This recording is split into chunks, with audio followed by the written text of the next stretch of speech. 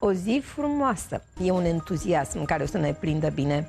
Să ne facem planuri pentru perioada care urmează și să ținem pasul cu vremurile. Vibrația zilei este 1 și e bine să începem ceva care să ne pună în valoare. Să vedem pe rând ce se întâmplă în fiecare zodie. Taur. Poate faceți socotel să vedeți ce sumă să investiți în casă. Că o să vreți să amenajați grădina, terasa pentru doza de relaxare. Gemeni. Vă faceți planuri de lucrat ceva neapărat și în colaborare ca să aveți cu ce să plătiți facturi, taxe, impozite. Rac. O să vă faceți și voi o evaluare a stării de sănătate. Mai eliminați din stres, din mâncărurile prea grele care vă fac rău. Leu. E cineva dintr-o fostă relație care vă sună, insistă să mergeți mai departe pentru că aveți multe în comun.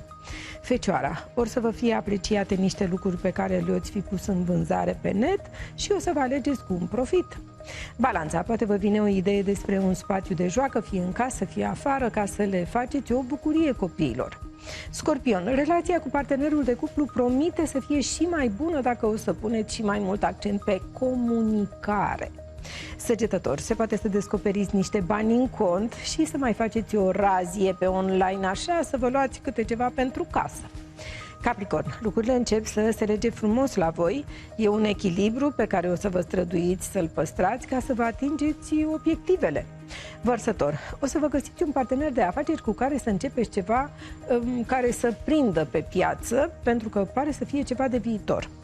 Pești. Poate vă spuneți punctul de vedere într-o filmare și așa vedeți dacă sunt oameni care să adere la ideile voastre. E o verificare. Berbec. O să aveți rezultate bune la activitățile de grup, de pe net și o să vedeți în ce formulă o să continuați după 15 ca să fie cu succes. O zi frumoasă!